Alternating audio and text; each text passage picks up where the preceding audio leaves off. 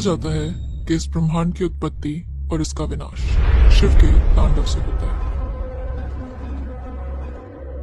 वो शिव जिनका ना तो कोई आदि है ना अंत। वो शिव जो इस ब्रह्मांड के रचयिता भी हैं, पालनहार भी हैं और विनाशक भी हैं। वो शिव जो आज भी इस धरती पर निवास करते हैं। जी हाँ, हिंदू धर्म के अनुसार जमीन से 21,778 फीट ऊपर ब्रह्मांड के बीचों बीच बसा कैलाश पर्वत भोलेनाथ का निवास स्थान है, जहाँ से वो इस पूरे ब्रह्मांड का संचालन करते हैं। कैलाश कोई मामूली पर्वत नहीं है, बल्कि रहस्यों, कहानियों और तिलिस्म से भरी एक ऐसी जगह है जिसके राज को खोलने की बहुतों ने कोशिश की, लेकिन सब नाकामयाब रहे। कहा जाता है कि आज से हजारों साल पहले वैदिक काल के दौरान राजा दक्ष की बेटी मां सती शिवजी से अत्यंत प्रेम करने लगी और उनको अपने पति स्वरूप में पाने के लिए घोर तपस्या करने लगी। उनकी घोर तपस्या से खुश होकर महादेव ने सती माता को अपनी पत्नी के रूप में स्वीकार कर लिया, लेकिन राजा दक्ष को ये रिश्ता बिल्कुल मंजूर नहीं था। राजा दक्ष को शिवजी का रूप रंग, उनका सदैव भूत प्रेतों से घिरे रहना, ये सब बिल्कुल पसंद नहीं था और उनके लिए शिवजी उनकी बेटी के लायक नहीं थे। इसलिए उन्होंने इस रिश्ते को इनकार कर दिया, लेकिन उनकी मंजूरी के बगैर ही मां सती ने शिवजी से शादी कर ली और दोनों खुशी खुशी कैलाश पर्वत पर रहने लगे।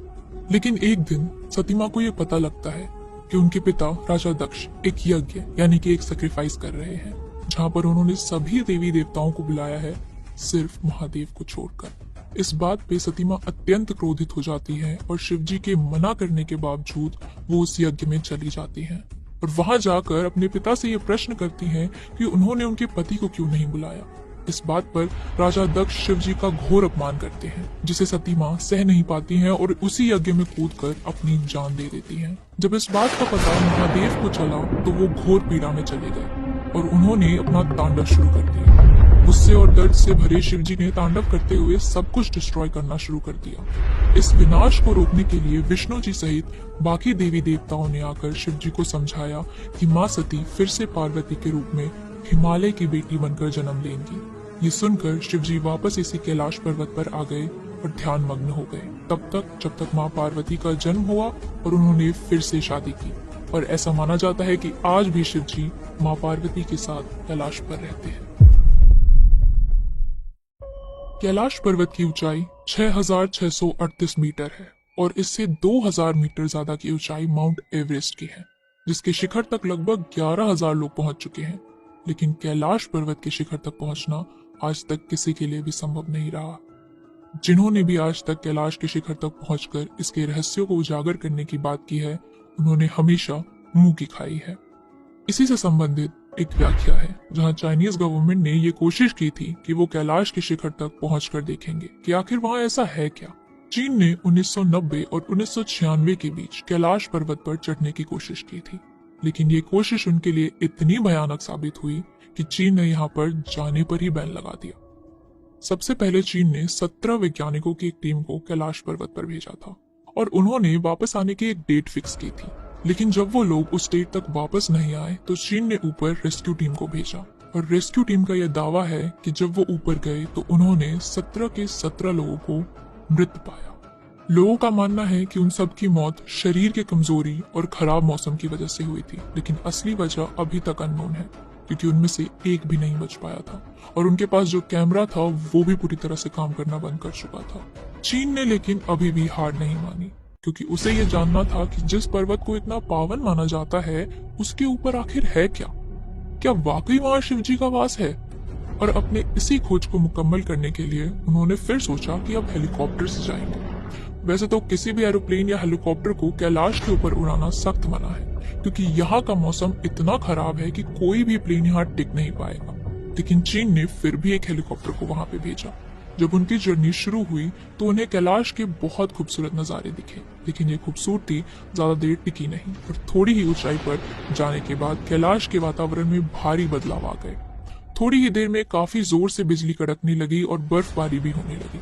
उतनी ऊंचाई पर ऑक्सीजन लेवल भी कम था और इंजन भी अच्छे से काम नहीं कर रहा था और हवा का प्रेशर इतना ज्यादा था कि हेलीकॉप्टर को कंट्रोल करना बहुत मुश्किल हो गया था। साथ ही साथ उन्हें दिशा भ्रम भी हो रहा था। कई ट्रैकर्स जो माउंट कैलाश पे गए हैं उनका ये कहना है कि कैलाश पर्वत कॉन्स्टेंटली मूव करता रहता है और वो स्थिर नहीं है, जिस वजह से वहां जाने वाले लोगों को दिशा भ्रम हो जाता है और हेलीकॉप्टर में बैठे लोगों के साथ भी यही हुआ। यहाँ तक कि उनके पास जो कंपास था वो भी पूरी तरीके से काम करना बंद कर चुका था। उन्हें पता ही नहीं चल रहा था कि आखिर वो किस तरफ जा रहे हैं। एक पॉइंट पे आके वहाँ का मौसम इतना खराब हो गया कि हेलीकॉप्टर में वार्निंग मैसेज बजने लगा। साथ ही पेट्रोल के कांटे भी काम करना बंद कर चुके थे। अब तक सबकी हालत खराब हो चुकी थी और सबको बस एक ही रास्ता दिख रहा था, वो था वापस जाने का, और उन सब ने यही किया, वो वापस आ गए। इस हादसे के बाद चीन बहुत डर गया था और उसने वहां फिर कभी ना जाने की सोची और कैलाश के शिखर तक जाना सबके लिए बैन कर दिया। तो क्या आज तक कैलाश के ऊपर कोई नहीं चढ़ा है?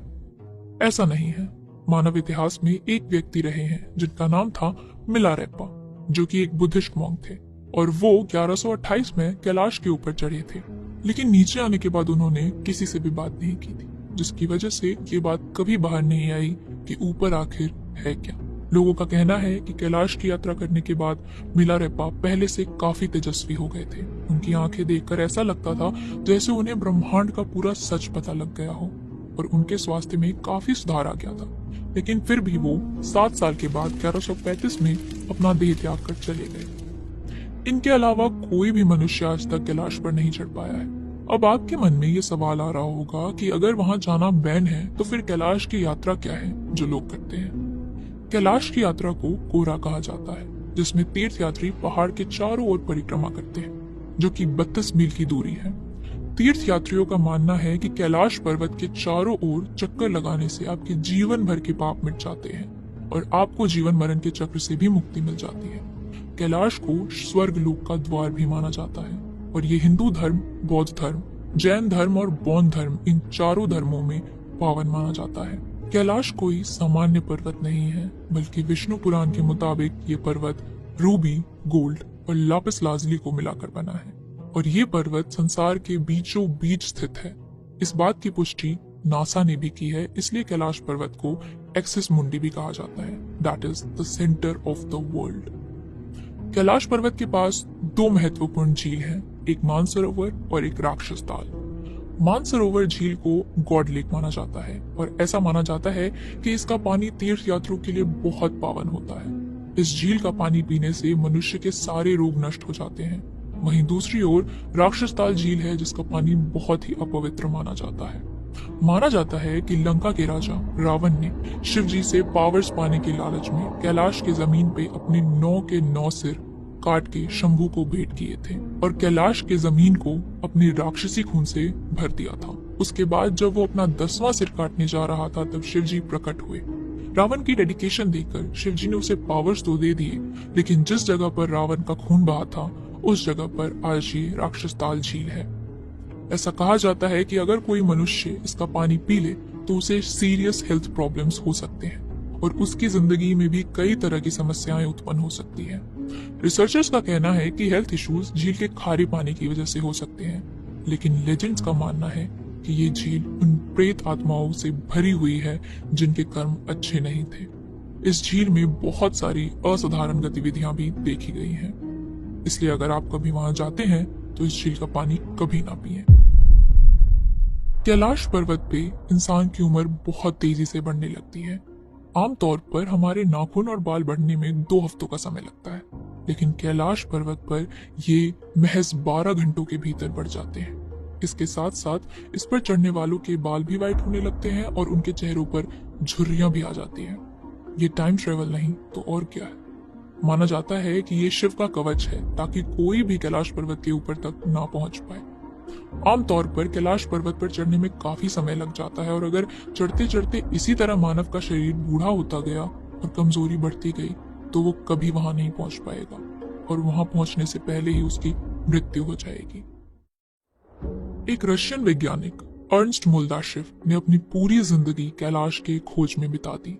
उन्होंने एक बुक भी लिखी है कैलाश के ऊपर। इनका मानना है कि पर्वत के ऊपर एक बहुत ही बड़ी शक्ति है जो मनुष्य के समझ से परे है। उनका कहना है कि जब कैलाश पर्वत पर रात हो जाती है तो एकदम शांत माहौल में लोगों को डमरू की आवाज या ओम की ध्वनि सुनाई देती है। इनके अनुसार कैलाश की अलौकिक शक्तियां सिर्फ उसके ऊपर नहीं बल्कि उसके अंदर भी है। पिछले कुछ वर्षों में कैलाश यात्रियों ने सुबह के वक्त कैलाश पर अलग अलग तरह की चमकती हुई लाइट्स भी देखी है। कुछ लोगों का मानना है कि ये एलियन के यूएफओस की लाइट है, लेकिन हिंदू डिवोटीज का मानना है कि ये लाइट्स ब्रह्म मुहूर्त, जो कि सुबह 3:30 बजे से लेकर 5 बजे तक रहता है, उसी दौरान शाइन करती हैं। ये टाइम हिंदू धर्म में बहुत डिवाइन माना जाता है और लोगों का कहना है कि इस वक्त सभी देवी देवता कैलाश पर उतरते हैं और ये लाइटिंग्स उसी की चमक होती है। इनफैक्ट क्योंकि कैलाश इंडिया, चाइना और नेपाल के बॉर्डर्स पे स्थित है, तो सिक्योरिटी रीजंस की वजह से यहाँ पर ड्रोन फोटोग्राफी करना बैन है और इसके टॉप पे चढ़ना तो पूरी तरह से बैन है। लेकिन इसकी यात्रा अभी भी पॉसिबल है और जिनके कर्म अच्छे हैं उनकी यात्रा बिना किसी रुकावट के सफल भी हो जाती है।